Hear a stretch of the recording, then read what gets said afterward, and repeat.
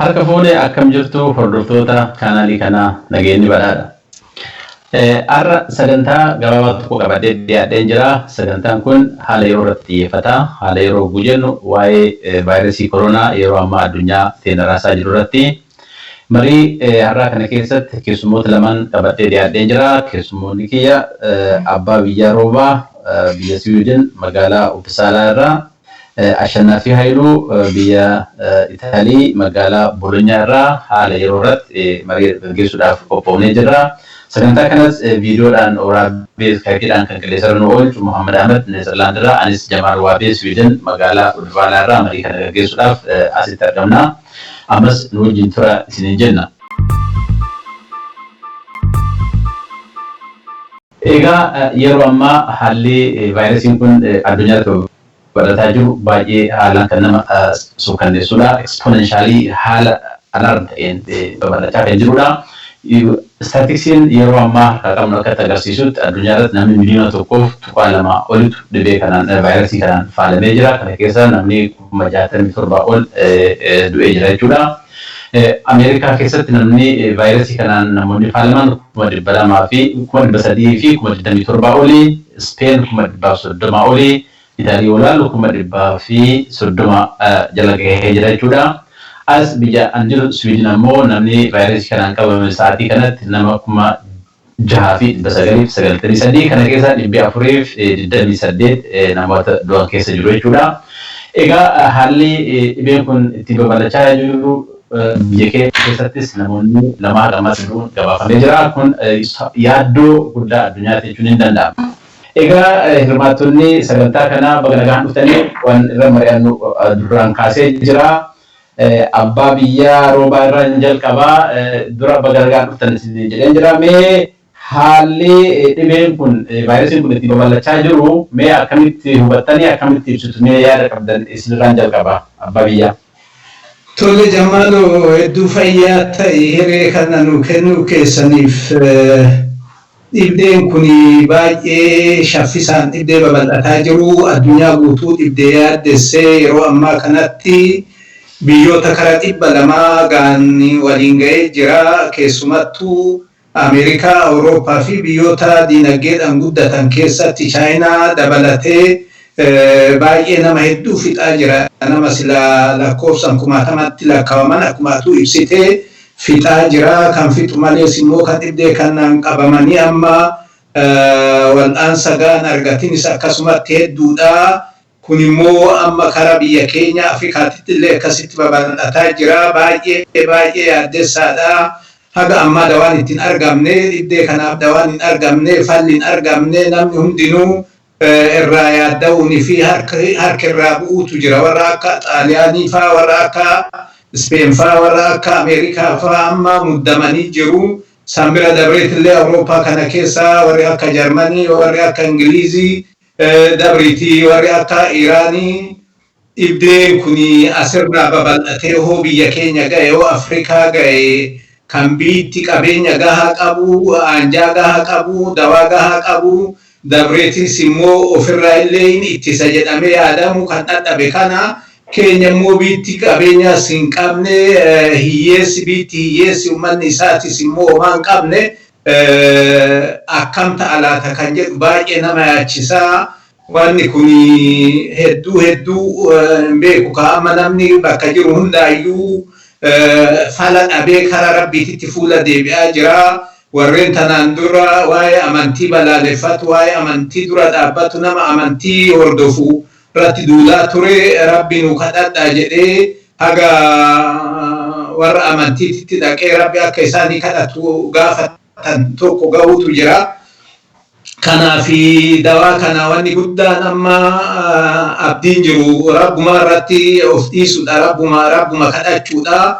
San irratti dabalee immoo waan sila danda'ameen eegumsa barbaachisu, tika barbaachisu, waan irraa of tiksuun barbaachisu hundaa guuttatanii argamudha. Akkuma beekamu biyyoota vaayirasii kanaan hedduu miidhaman keessaa biyyi Itaaliidhaa isii tokko jechuudha. Awurooppaa keessaa hedduminaan namoonni kan du'ellee biyya sanii amma daataan harka keenya jiru akka agarsiisutti gara nama 16,000 buqate sababa dhibee kanaatiin.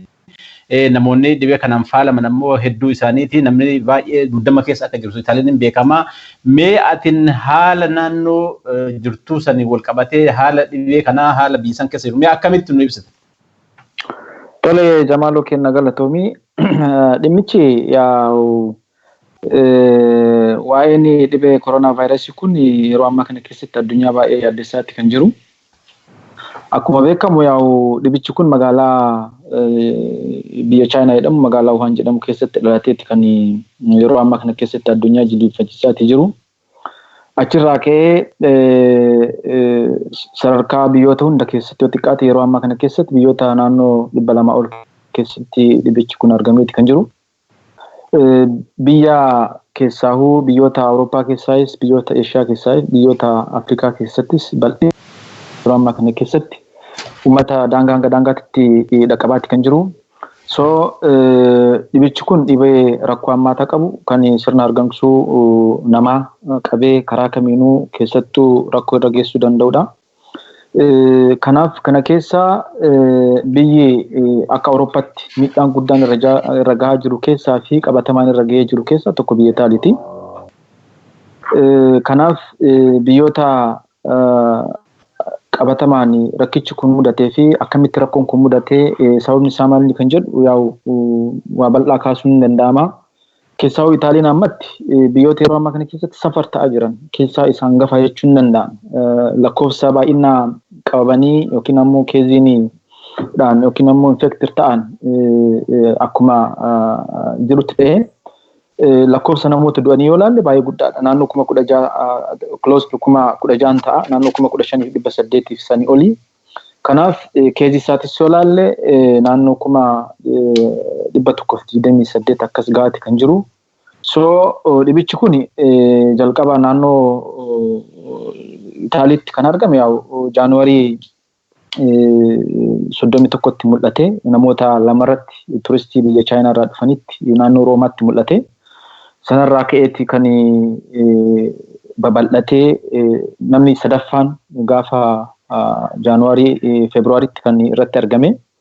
So sanirraa ka'ee Roomatti argame testi yeroo godhamu namni tokko irratti hin argame namnummaan lammii biyya kanaa kan ta'e kan ammoo Chaayinaa keessatti magaalaa Wuhan keessatti hospitaalaayitii ta'ee fayyee jedhamee gara nataa dhufe.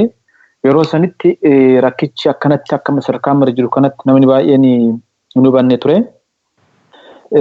Politikaalis namni ilaalaatiin turre namni karaan itti ilaalaa ture keessattuu mootummaan biyyattii kanaa fi epidemiolojistoonni sirriitti wal falmaati kan turanii. Keessaahuu yeroo ammaa kana keessatti noorjii keessatti bal'inaan dhibichi kun namoota bal'aa miidhaati kan jiru. Haa ta'u malee jalqabaa dhibichi kun magaalaa kana keessatti yookiin ammoo biyya kana keessatti wata seenu haalli mootummaan biyyattii mataa isaatu itti ilaalaa ture, haalli ogeeyyii fayyaa itti ilaalaa ture fi haalli uummanni itti ilaalaa ture baay'ee salphaa fi baay'ee gadi bu'aatti kan ture. Sababni isaa litigeeshinii isaan jidduutti bal'inaan gaggeeffamaatti kan ture. Keessaa warri epidemiolojistii filuu miti jedha.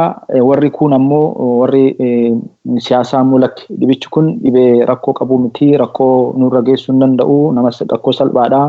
Dhibee filuuti malee dhibee vaaksiinii yookiin ammoo vaayirasii amma koronaa jedhamee biyya Chaayinaa raasaa jiru sana miti kan jedhanii haalli itti wal mormaa turan jira. Haa ta'u malee torbaan tokko keessatti namoota hedduu keezichi babal'atee naannoo noorzitti bal'inaan keessattuu naannoo Lombaardiyaatti babal'atee hatattamaa mootummaan baasuu dhabuurraa ka'ee namoonni hedduun biyya sana keessatti jiraatan gara saawuzitti filoo godhan jechuudha. So namoonni yeroo sanitti achitti sirni labsii osoo hin bahin yookiin ammoo hatattamaan tarkaanfii fudhatu dhabuurraa ka'ee achi deeman sun ammoo namoota hedduu akka isaan itti faalanii sadarkaa kanaan gahantu jira.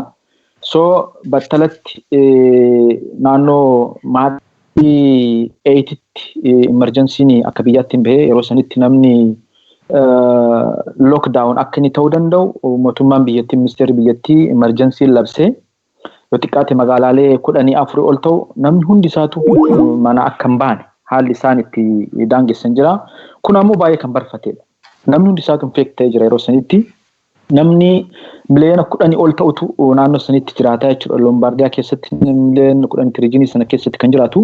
Namni 1000 lakkaa'amu kan osoo teest hin ta'in akkaataa ittiin achitti gara biraatti yookiin gara saawujitti baqatee jiru kan ta'e. Kanaaf Apiriilii dhibichi mul'atee Jaanuwaarii 31 mul'atee Maarchi keessatti Maarchi 22 fi 22tti isaaniin cufanii. Apiriilii 4tti yeroo masanitti rakkichi kun karaa mootummaanis yookiin immoo qaamni ogeessaatis dhaqqabuu hin dandeenyeen ammatti raasaatti kan jiru jechuudha. So kanarraa maal barannaa? Tokkoffaa walitti hidhamiinsi qaama mootummaatii fi ogeeyyiin fayyaa yeroodhaan dhimmicha kana poolitikaalii laaluu dhabuu fi hawaasni maaltu nan gahee jedha yookiin immoo dhibicha kana salphisanii laaluun kun gatii guddaa isaan kafalchiisaa kan jiru. Magaalaan Lombaardiyaa yookiin immoo naannoo riijinii Lombaardiyaa jiru sun guutumaan guututti rakkoo hamaatti kan jiru. Parsantii 85 ol ta'u namni manatti kan du'aati jiru jechuudha. Yeroo ammaa kana keessatti ambulaansii eeguudhaaf sa'aatii 7-8 kan eegdu. Sababni isaa is already overcrowded ta'ee jira jechuudha. Hospitaalli guutee jira. Fakkeenyaaf magaalaa Kireeyomaa jedhamtu naannoo Lombaardiyaa san keessatti sagalee naati dhageettu sagalee biraan jiru sagalee ambulaansii jechuudha. So namni ammoo lookdaawunii kana kabajuu keessatti rakkoo bal'aatti kan qabu. Dargaggeessi akka barbaadetti magaalaa keessatti deema. Iddooleen dhugaatii, iddooleen garaagaraa bashannanaa, iddooleen namoota bal'aadhaan wal qunnamanii dhibee kana dabarsuudhaaf, carraa dhibee kana dabarsuudhaaf qaban yeroodhaan tarkaanfii fudhachuu dhabuun du'a nama 15,000 ol ammatti uummanni kun lakkaa'atii jiru kun tarkaanfii yeroo isaa eeggate, tarkaanfii bakka hundatti qaamni hundi isaatu irraa barachuu qabuu fi qaamni mootummaatii fi qaamni fayyaa ogeeyyii fayyaa wal hubachuu dhabuun uummata kana gatii kaffalchiisetti kan jiru jechuudha. Haala amma ilaalaatii jiruun gama naannoo kanaatti yoo ilaalle jechuudha. Gaariidha. Hayyee yaada gaariidha. Amma akka hubatamaa jirutti mootummaan dhibee kanarratti dafee tarkaanfii fudhachuu dhabuu isaarra kan ka'e biyyoonni akka Itaalii fa'aa aarsaa guddaa kafalanii jiru. Ameerikaanis kanuma fakkaataa maalii fi booddee irraa ka'ee tamma lakkoofsi namoota vaayirasii kanaan faalamanii Ameerikaan sadarkaa guddaa irra gahaa jirti.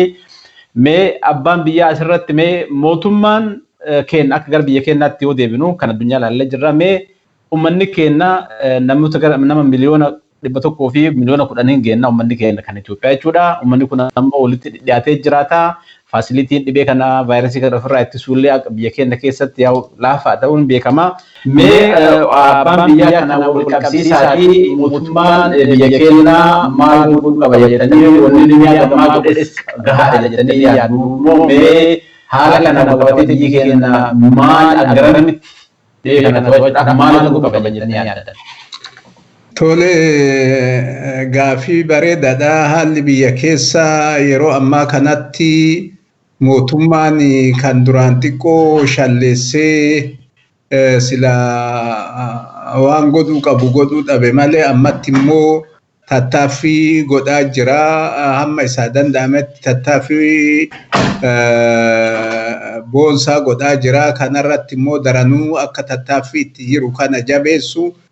Dabreetis immoo tattaaffiin kun naannoo magaalaa guguddaa qofatti gitamu osoo hin taane kutaalee, konyaalee, aanaalee dhaqqabuu akka qabu. Keessattuu uummata keenya keessa yoo bu'e uummanni keenya kan baadiyyaa jiru, kan aanaalee jiru, kan konyaalee jiru baay'ee miidhamuu waan danda'uuf sanillee dhaqqabuu akka danda'utti gorsas ta'ee gargaarsas ta'ee uummanni waan sila itti qophaa'u lafa jala itti qophaa'u qaburrattis ta'ee waan kanarratti jabaatee dalaguu barbaachisaa. Uummannis immoo mootummaa qofarratti dhiisuun qabu. Wanni kun waan mootummaan qoftiin keessaa ba'u mihi. Uummanni illee of gargaaruu qaba. Of gargaaruu jechuun gorsa karaa mootummaatiin kennamu, karaa ogeessaa fayyaatiin kennamu, karaa dalagdoota mootummaa yookaan bulchiinsa naannootiin kennamu kana kabajee hojiirra oolchuu qaba.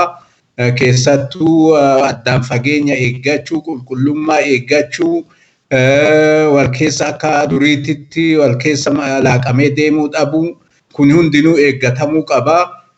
kan kana godhamu ta'e haga tokko irraa of dandamuun inuma danda'amaa kan jedhutu jira. Kana bira dabreetis immoo uummata qofarratti dhiisuudhaan mihi qeerroon qarreen dabreetis immoo jaarmeewonni siyaasaa biyyattii san keessa jiran ammaan tanatti waa'ee siyaasaa irratti wal dorgomuu, waa'ee siyaasaa irratti walitti duuluu, wal dura dhaabbachuu osoo hin taane namuu tattaaffii mootummaan godhu kana bira dhaabbatee ummata keenya kana balaa kanarraa baraaruudhaaf jabaatee dalaguu qaba. Hoo kana ta'uu baate ummata dhumarratti siyaasan dalaguu hin danda'u, ummanni jiraate namuu siyaasaa dalaguu danda'a. Kanaaf kanarratti fuuleffachuun baay'ee barbaachisaa ta'a. Kan ala jirus aktiivistoonni ala jiranis ummata waan biraatii kakaasuu, lolaa kakaasuu, qeerroo lolatti oofuu kanaaf kanarratti dalaguudhaan amma ummata keenya eewaluudha, ummata keenya baraaruudha, ummata keenya balaa kana jala qaxxaamursuudha. Namni hundinuu alaa keessan wal qabatee tokko ta'ee irratti dalage wanni irra aamneef hin jiru. Dhukkuba kana irra aanuun hin danda'ama. Kanaaf jabaatanii fuula gama dhukkuba kana ufirraa ittisuutitti, dhukkuba kana jala qaxxaamuruutitti fuula deeffachuun gaariidha. Normaalii amma waa'ee dhibee kanaa yoo laalle dhibicha kana baay'ee rakkoodha. Dhibichi kun an dhugaa dubbachuudhaaf fakkeenyaaf miidiyaaleen garaagaraa haala kaasaatii jiran Ameerikaa keessatti of fudhanne daqiiqaa 2 keessatti nama tokko du'a. That means kaleessuma qofa magaalaa New York keessatti sa'aatii 24 keessatti nama 500 oltu du'e jechuudha. Kana jechuun akkaataan kantiibaan magaalattii kaasaati ture sa'aatii tokko keessatti namni 26 sadarkaa du'uutti gaheetti kan jiru. So Ameerikaan ammoo yeroo ammaa kana keessatti diinagdeedhaanis waa'uudhaanis biyya kana to'achuudhaaf yookiin ammoo addunyaa kana to'achuudhaan wanni si daangessu hin jiru. Garuu dhibee kana to'achuu hin dandeenye. Polootikaalii yoo laalle jechuudha. Dhibichi kun akkuma sila kaasaati turre nama addaan hin baasu, sanyii addaan hin baasu, qalama addaan hin baasu, qaama siyaasaa paartii kamiyyuu addaan hin baasu. Fakkeenyaaf fudhanne Itaalii kana keessatti namni nama yaalu dhibicha kana namni kiiru nama rabbi gadiitti doktara. Fakkeenyaaf fudhanne doktara 71 oltu jechuudha biyya kana keessatti jechuudha. Ameerikaa keessatti yoo laalle qaama dhimma kanarra bobba'e magaalaa New York keessatti qofa poolisiin federaalaa naannoo 10,000 ol ta'utu dhibee kanaan faalameeti jechuudha. Asuma ollaa keenya Ingilaand yoo fudhanne doktoroota hedduutu kan dhibee kanaan du'an. Filiippiinsii yoo fudhanne doktara 19 oltu du'e dhibee kanaanii jechuudha. Wanni an kana kaasuu fi dhibichi kun qaama humna qabu, qaama humna hin qabne jedhee addaan baasu. Immunitii namaatis addaan baasee kan hubuu miti jechuudha. Diinagdee biyya tokkoo kan ilaalee addaan baasu miti yookiin ammoo dadhabina biyya tokkooti addaan baasee kan ilaalu miti. Fakkeenyaaf fudhanne Awurooppaan humna barateenis haa ta'u, qaama rakkoo kamiyyuu dhibee kamiyyuu haa ta'u ittisuu keessatti humnaanis, diinagdeedhaanis, barumsaanis ciccimootu jira jechuudha sadarkaa Awurooppaattis laalle jechuudha. Ameerika fakkeenyaaf fudhanne Itaaliyaaniin biyyoota akka addunyaatti imaammata fayyaa olaanaa qabdu. Kan Ameerikaa irra fooyyee qabdu Itaaliyaan. Haa ta'u malee dhibee kana to'achuu hin dandeenye. Humna isaaniitti ol ta'eeti jira. Biyyootuma Awurooppaa Ispeen ollaa kennuu fudhanne miilammaa kana rakkoo hamaa keessatti sadarkaa Xaaliyaanitti aantee du'aan kan jirtu Ispeen. So kana yeroo kaafnu dhibichi dhibee ulfaataadha. Ulfaatu bira darbee namni sadarkaa to'achuu hin dandeenye sadarkaa namni maatii fi baay'ee waan garaa nama nyaatu maatii fi sadarkaatti namni viidiyoodhaan laalee sirna awwaalaa argamuu hin danda'u. Maatii fi deemee ilaaluu hin danda'u. Namni akkanumatti taa'ee kan awwaalamaati jechuudha. So biyyoonni hundi isaaniitu ammatti akkuma addunyaatti yoo laalle namni biliyoona 3.3 ol ta'u under lockdown ta'eeti kan jiru. Namni barattoonni miliyoona 200,000 ol ta'u mana keessatti kan taa'ati jiran. So dinagdeedhaan cufameeti jira, ikonomikaalii cufamee jira addunyaan, polootikaalii rakkoo keessa kan jiru, sadarkaa hawaasummaatti yoo laalle namni manatti deebi'eeti kan jiru jechuudha. So namni hundi isaatu yeroo ammaa kana keessatti sochiin biyyoonni Awurooppaa hundi isaaniitu ugguraniiti jiranii. So uggura kana ammoo biyyi keenyas akka murtee olaanaatti yookiin ammoo akka carraa olaanaatti godhattee fudhachuun jirra oolchuun barbaachisaadha. Haalli duraan itti deemamaatti ture sun ammatti kan nama baasu miti jechuudha. So Ayyee gaariidha shannaa fi yaada gaarii kaastee mee amma gara abbaa biyyaattan deebi'aa. Egaa dhibbeen kun dinagdee addunyaa hunda kan miidhaa jiru ta'uu isaati. Keessaayyuu naannoo mana yaalaatti doktoroonnis haa ta'u narsoonni yoo nama dhibee kanaan faalame yaalan of eeggannoo godhan meeshaan protective device kan afaan maaksii afaan qabatan kan harkatti godhatan meeshaa harka isaaniitti qulqulleeffatan waan baay'eedha kan barbaachisu. Biyyi keenya immoo kana dhiyeessuudhaaf baay'ee tulfaachuu danda'a yaada. Mee maal godhuu qabna warri biyya alaa jiru lammiin Oromoos haa ta'u kan Itoophiyaa kan biyya alaa jiru uummata keenya kan biyya keessa isaan gargaaruudhaaf maal godhuu qabna jettanii warra diyaaspooraa irraa maaltu eegama? Bareeda namni keenya biyya Oromaa keessa jiru biyya alaa kana jiru wanni inni godhuun irraa eegamu kan duraati. Dhukkubni amma addunyaa raasaa jiru kuni dhukkuba laafaa akka hin ta'in argaa jira ija ofiitiin. Kanaaf bakka silaa jiru dhukkubni kun uummata keessa biyya keenya keessa seenee uummata keenya keessa hoo seenee hagam takka akka uummata keenya miidhu uummata keenya gargaarsa hin qabne tumsa hin qabne hagam miidhu namuu hin hubatanatti fakkaata. Kanaaf namni ala jiru kun bakka jiru iyya dabarsee uummata keenyatti dirmachuu qaba. Kan beekumsa qabu beekumsaan, kan qabeenya qabu qabeenyaan keenya bira dhaabbachuun barbaachisaa ta'a. Hamma danda'ametti waan mootummaan godhurratti asiillee karaa miidiyaa hawaasaatiin miidiyaa sooshaal miidiyaanis ta'e miidiyoota gara garaatiin uummata keenya gorsa kennu akka uummanni keenya of tiksu eeggatu mooxannoo ala kanatti argine waan sila ala kanatti ta'aa jiru kan hubanne kanarraa kaanee ummata keenya gorsa barbaachisu ummata keenya dhaqqabsiisuun barbaachisaadha. Kana bira tareetis immoo diinagdee walitti qabuudhaan ummata keenya bira dhaabbachuun hedduu barbaachisaadha. Ummata keenya ummanni kun akka biyya alaa kanatti mana kophaatti qabaachuun hin jiraatu. Namni maatiin tokko waliin jiraata. Koriinis namnis mana tokko keessa galee jiraata. Laaftutti walitti dabarsuu danda'a. Kanaaf yoo danda'ame waan sila ummanni ittiin ofirraa ittisu waanneen gara garaa bitanii biyyatti erguun barbaachisaadha. Kanaaf immoo horii walitti qabuun kana bira dabreetis ofii kan walitti qabu malees biyyoota keessa jiran keessatti warreen waan nu arjoomuu danda'an warreen nu gargaaruu danda'an warra kanallee itti dhiyaatanii dubbisuudhaan gargaarsa irraa walitti qabanii ummata keenyan dhaqqabuun baay'ee gaarii ta'a. Kuni jiraachuu qabaa kan jedhu alaa keessan hoo jabaannee alaa keessan warri ala jirrullee warri ummanni keenya kan biyya keessa jirrullee dhukkuba kana jalaa of baraaruudhaaf nullee ummata keenya baraaruudhaaf kan dalaynu ta'e rakkoo amma jiru kana laaftutti irra aanu injifachuu dandeenya. Hoo san godhuu baanne immoo miidhaa fi kasaaraa guddaatu gahaa kana beeknee jabaannee dalaguun barbaachisaadha. Dargaggoonni dhibeen kun namoota xiqqoo umriin deemee fi nama dhibee biraa qabutti nama immunitiin isaanii laafaa ta'e baay'ee attaa godha. Dargaggoonni immoo xiqqoo dandamachuu danda'an jedhamee yaadama. Kanaaf dargaggoonni ta'een fuuldura deemanii uummata keenya gargaaraa jiru. Mee akka dargaggoonni naannoo Itaalii jiran naannoo Bologna akkamiin deeggarsa godhaa jiranii atammoo lammiilee dargaggoota teennaaf dhaamsa maal qabda? Maal godhuu qabu dargaggoonni? Tole ani normaalii dhimmoota waa'ee dhibee kana dhibichi umriillee addaan hin baasu. Tokkoffaa namoonni dhibee kanaan qabamanii dandamachuu danda'anis jedhamee kaafamu sirriidha. Dargaggeessi dandamachuu danda'a jedhamee haalli itti ilaalamu jira. Rakkoon guddaan biyya Itaalii kanayyuu namni hedduun lakkoofsi hedduu jedhama. Parsantii 15 ol ta'u baay'ee hospitaala keessa kan jiru dargaggeessa.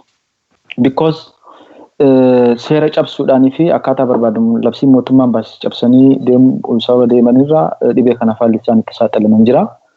akkuma addunyaatti ilaalle ammoo warri dhaabbata fayyaa addunyaa akka baaseen parsantiin 20 ol hospitaala Ameerikaa keessatti warri ciiseeti jiru warra umriin isaanii 30 fi 40 jidduu jirudha. So inni kun maal inni haalli ilaalchu manni yookaan namni dargaggeessi mataan isaa ani dandamachuu danda'a.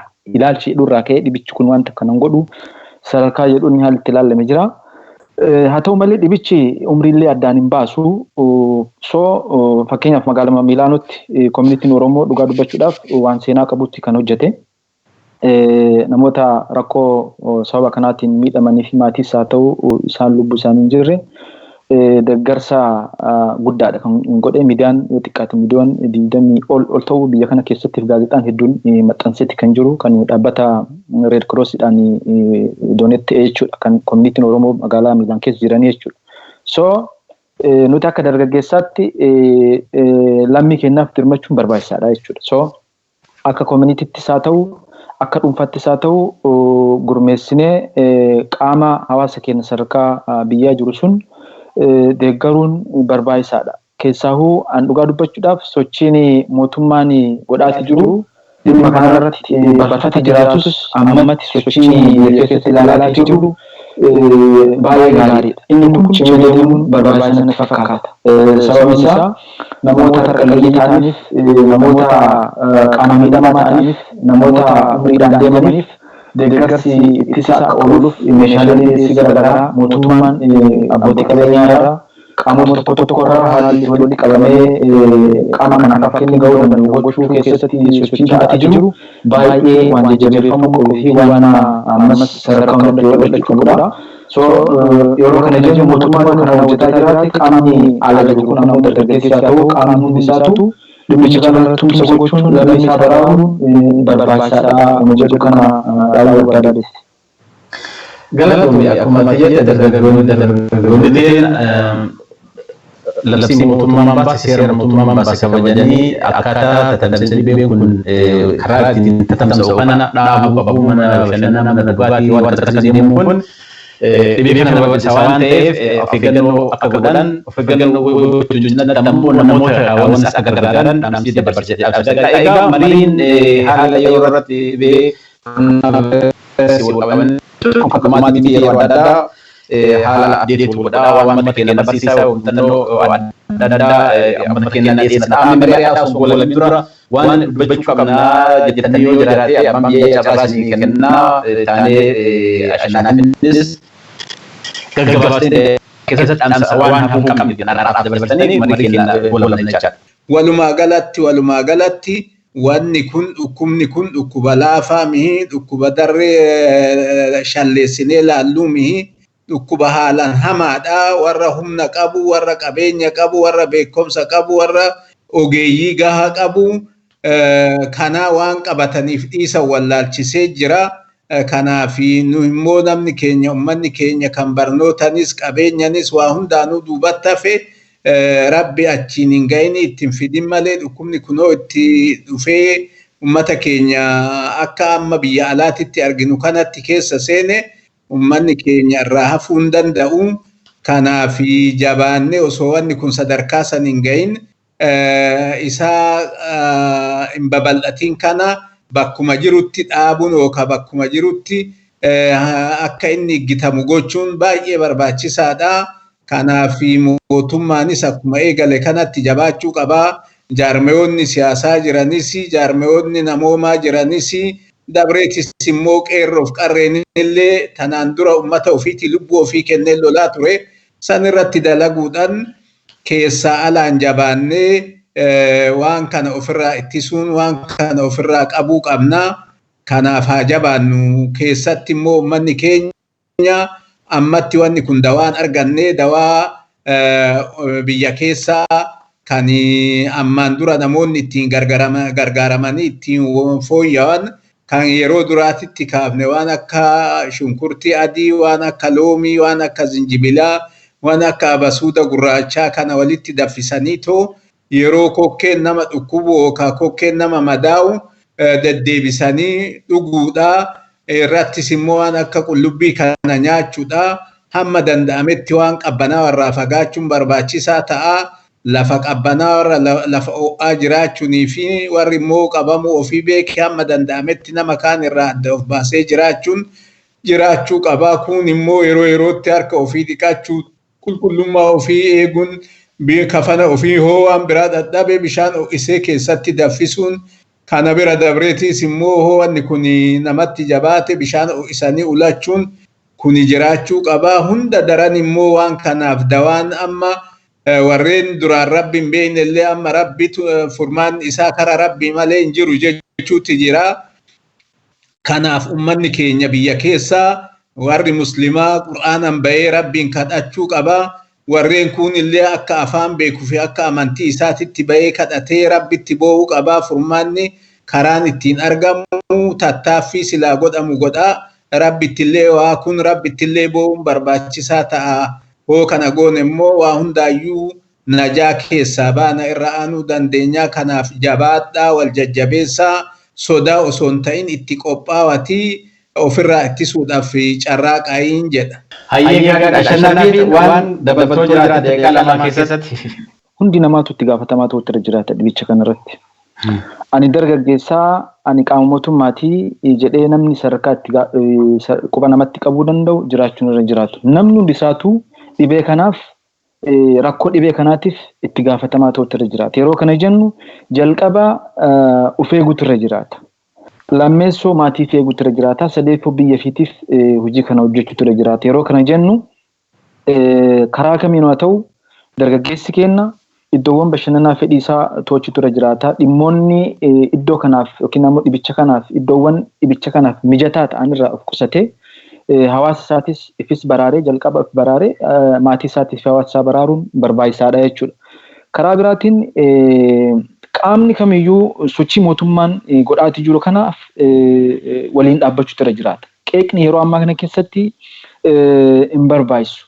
Mootummaanis abbaa kamiyyuu haa ta'u dhimma waan kanaatiif namni dhuunfaa isaa ta'u gareen isaa ta'u waa hundaadhaan isaa ta'u sochii taasisuu hunda keessattuu qeebalee waliin duuluun gaggeessuun baay'ee barbaachisaadha. Akkas yoo hin ta'in karaa quba walitti qabuutiin karaa waan namni mootummaan hojjete balleessuudhaan waan mootummaan hojjete jajjabeessanii bakkeewwan hirmaannaan hawaasaatti jabaatu qabu. Abbootiin qabeenyaa asirratti hirmaachuun irra jiraata.